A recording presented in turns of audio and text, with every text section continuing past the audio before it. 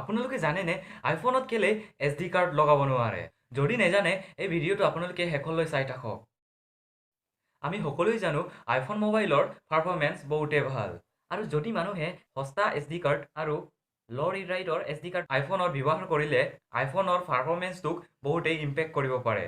লগতে আইফোন কোম্পানীৰ ৰেপুটেশ্যনটোকো।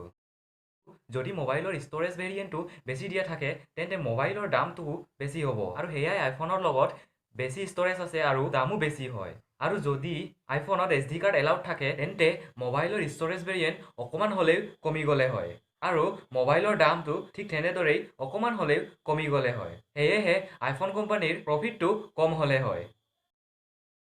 আইফোনৰ লগত থাকে iCloud, iTunes, এক্সেট্ৰা ছাৰ্ভিচেছ। আৰু আইফোনত SD কাৰ্ড লগোৱা কেপাচিটিটো দিলে সেই ছাৰ্ভিচকেইটাৰ ব্যৱহাৰ কৰাটো কম হ'লে হয়।